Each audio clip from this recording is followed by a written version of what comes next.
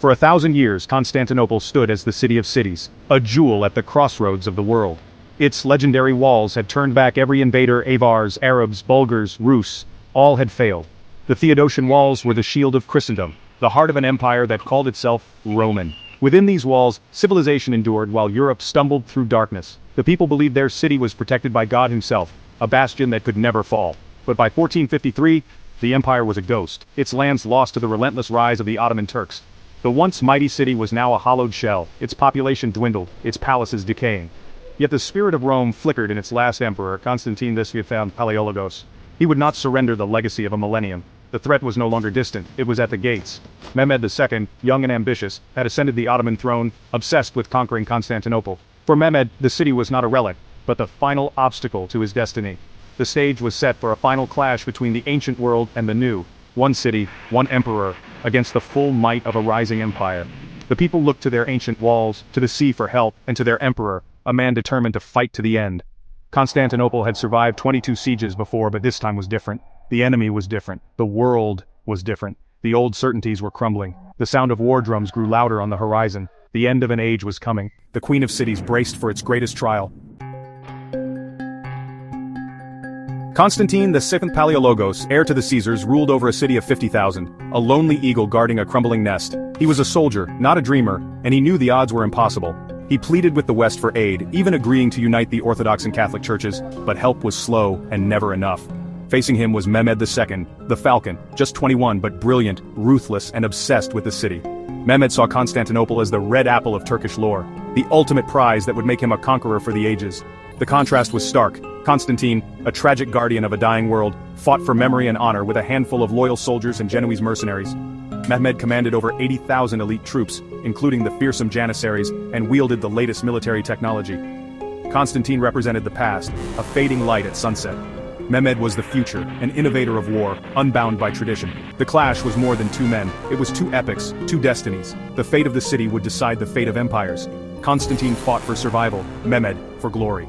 The world watched as the eagle and the falcon prepared for battle. The defenders clung to hope, the attackers to ambition.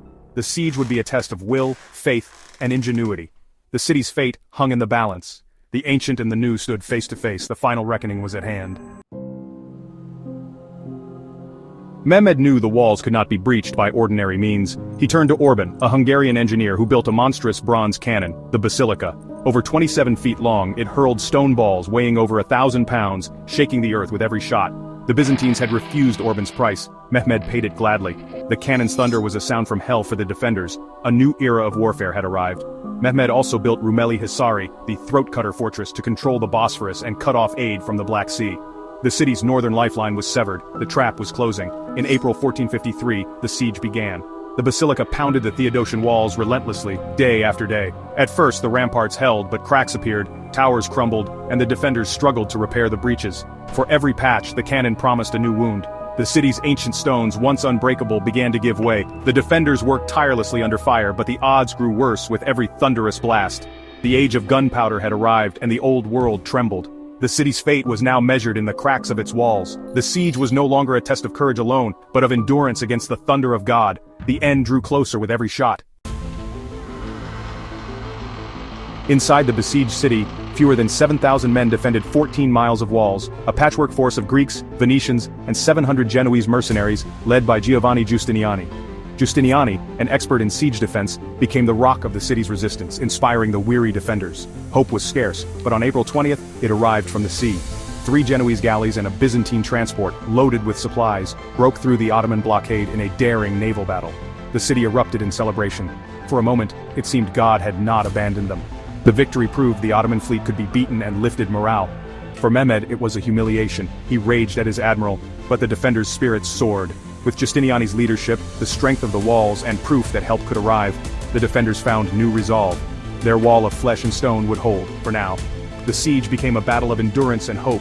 Every small victory mattered. The defenders clung to faith in each other. The city's heart beat on, defiant. But the enemy was relentless. The struggle for survival continued. Mehmed, frustrated by his navy's failure, faced the impassable chain across the Golden Horn. If he couldn't break it, he would go around it.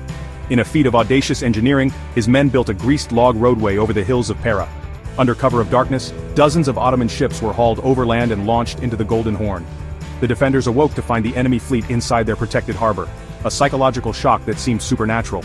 The city's defenders were now stretched to the breaking point, forced to man the long sea walls as well as the battered land walls. Mehmed's move allowed him to build a pontoon bridge, opening a new front in the siege. The balance had shifted. The city was surrounded on all sides. The defenders' numbers were spread dangerously thin. The Sultan's ingenuity had changed the nature of the siege. Constantinople's doom drew nearer. The impossible had become reality. The city's last hopes were fading. By late May, Constantinople was on its knees, walls shattered, defenders exhausted, and hope nearly gone.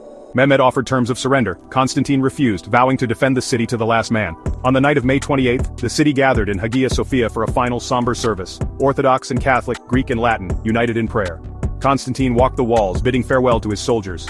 Before dawn on May 29th, the final assault began. Waves of Ottoman troops crashed against the walls, first the irregulars, then the disciplined Anatolian regiments. The defenders, led by Giustiniani, fought with desperate courage, holding the line against overwhelming odds. Then disaster struck. A small postern gate, the Kerkoporta, was left unlocked. Ottoman soldiers poured through, raising the Sultan's banner and attacking from behind. At the same moment, Giustiniani was gravely wounded and carried from the fight. Panic spread, the Genoese wavered and the defense collapsed. The elite janissaries surged through the breaches. The city's last line broke in chaos. The ancient walls, battered and bloodied, finally fell. The Queen of Cities was lost. The defenders' courage was not enough. The storm had broken. The end had come. The world would never be the same. Constantinople had fallen. Amid the chaos, Emperor Constantine II made his final choice. He would not flee or surrender. Tearing off his imperial regalia, he plunged into the fray, fighting and dying as a common soldier. His body was never found. He vanished into legend. With his death, all resistance ceased. Ottoman soldiers flooded the city, and for 3 days Constantinople was given over to plunder and horror. Thousands were killed, tens of thousands enslaved, and the treasures of a millennium looted. On the first day, Mehmed II entered the city as Mehmed the Conqueror. He rode to Hagia Sophia, ordered it cleansed and converted it into a mosque, a symbol of the city's transformation. Constantinople, heart of Orthodox Christianity, became the new capital of the Ottoman Empire. Mehmed began rebuilding, inviting people of all faiths to settle in his new city. Mosques, markets, and palaces rose from the ruins. The city would be reborn, but as something new. The age of the Caesars was over. Istanbul had begun. The world's greatest city had changed hands. Its legacy would echo for centuries. A new era had dawned. The fall of Constantinople was more than the end of a city. It was the end of an era. With Constantine's death, the Roman Empire, after 2 millennia, was truly extinguished. The shockwave spread across Europe, the shield of Christendom was gone, and the Ottomans now stood at Europe's doorstep. The conquest cemented the Ottoman Empire as a world power for centuries. Ottoman control of trade routes forced Europeans to seek new paths, spurring the age of discovery. Byzantine scholars fleeing west brought ancient Greek knowledge, fueling the Renaissance. The fall marked a turning point in military history. Gunpowder artillery had rendered medieval walls obsolete. New fortifications and strategies would shape future wars. The world map and the world's imagination were forever changed. The fall of Constantinople was the first great victory for gunpowder. It closed one chapter and opened many more. The modern age had begun. Why does the fall of Constantinople still captivate us? Because it is more than a siege. It is a human drama of courage, ambition, and loss. It is the story of Constantine, the last Caesar, choosing death over surrender. Of Mehmed, the young conqueror, fulfilling his destiny. Of Giustiniani, whose fall sealed the city's fate. Of citizens huddled in Hagia Sophia, facing the end of their world. The fall is a symbol of tragic loss for some, triumphant conquest for others. Istanbul stands as a living monument to this legacy where East meets West. The story endures because it marks a true turning point. The end of Rome, the rise of the Ottomans, the dawn of the Renaissance, and the age of exploration. It reminds us that civilizations can fall, and the world can change in a moment. The echoes of 1453 still shape our world. The cannons that shattered the Theodosian Walls still reverberate through history. The Queen of Cities lives on, in memory, in legend, and in the stones of Istanbul.